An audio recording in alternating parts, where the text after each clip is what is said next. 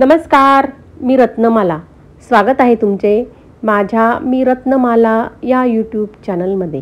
आज आपण जाणार आहोत नेवासा येथील श्री ज्ञानेश्वर मंदिर यास भेट द्यायला. श्री क्षेत्र नेवासा हे महाराष्ट्रातील नगर जिल्ह्यातील प्रवरेच्या काठावर पूर्वीच्या काळापासून वसलेले असे ऐतिहासिक, सांस्कृतिक आणि धार्मिक वारसा जपणारे शहर आहे. त्याचप्रमाणे ज्ञानेश्वर माऊलींच्या पदस्पर्शाने पावन झालेली ही पवित्र अशी भूमी आहे.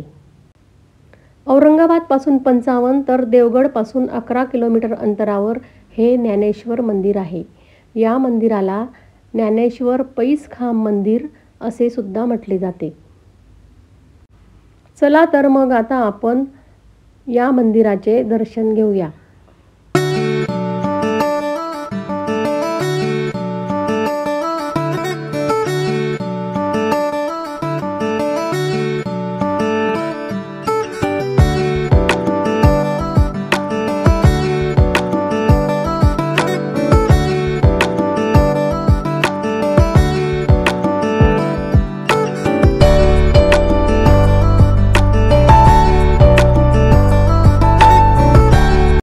मंदिराच्या सुरुवातीलाच आपल्याला महादेवाचे दर्शन होते.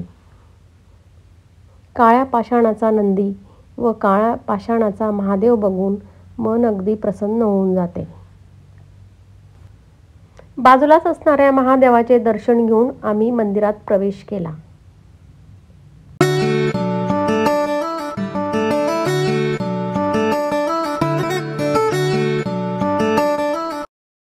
हाच तो समोर दिसतो ना पैसखांब. पूर्वी येथे करवीरेश्वराचे मंदिर होते. या करवीरेश्वराच्या मंदिरास या खांबाला टेकून ज्ञानेश्वरांनी पवित्र अशी ज्ञानेश्वरी लिहिली.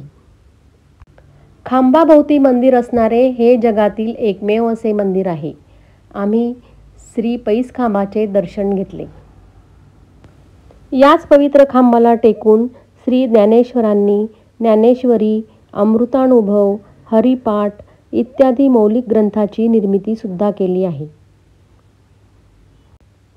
मंदिराच्या गर्भगृहात श्री विठ्ठल व रुक्मिणीची सुंदर अशी मूर्ती आहे.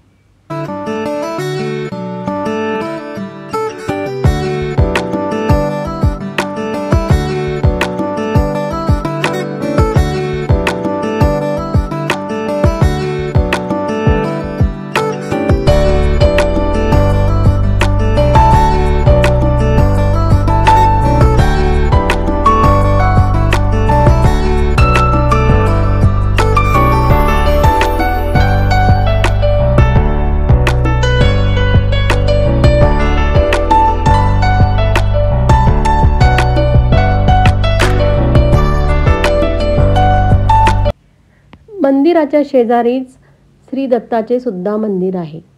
त्याचप्रमाणे शेजारी राम, सीता, लक्ष्मण, त्याचप्रमाणे लक्ष्मीनारायणाचे सुद्धा मंदिर आहे.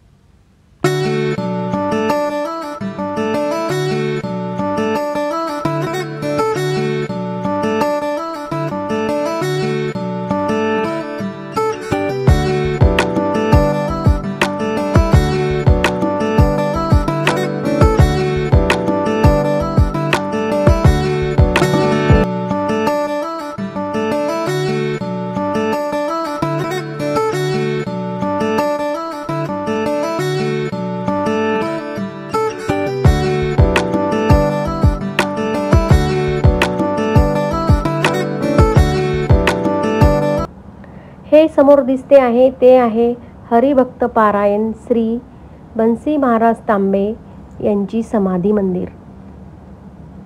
त्यांनी येथे समाधी घेतली आहे. त्याचेही दर्शन आम्ही घेतले.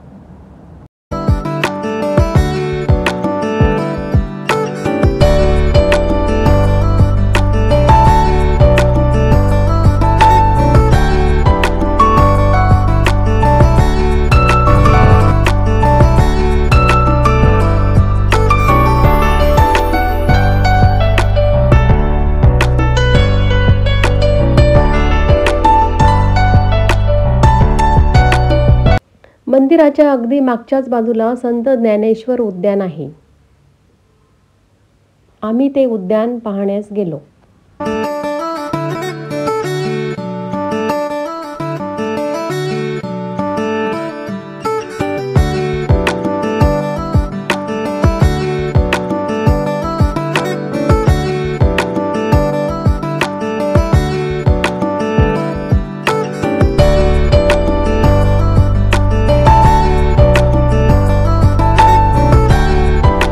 सुटसुटीत व अगदी लहान असे हे उद्यान पाहून मन अगदी भारावून गेले.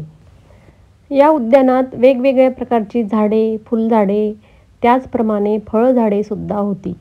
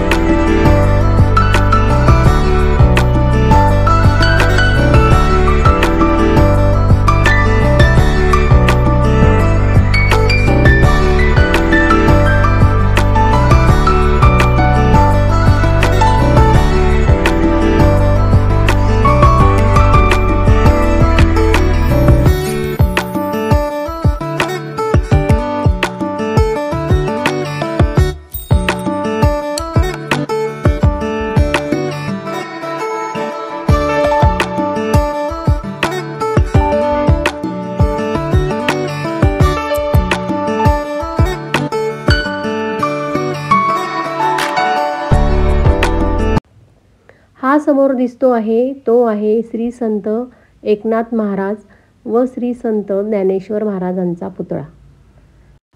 अतिशय सुंदर असे हे दोन पुतळे पाहून डोळ्यांचे पारणे अगदी फिटून जाते.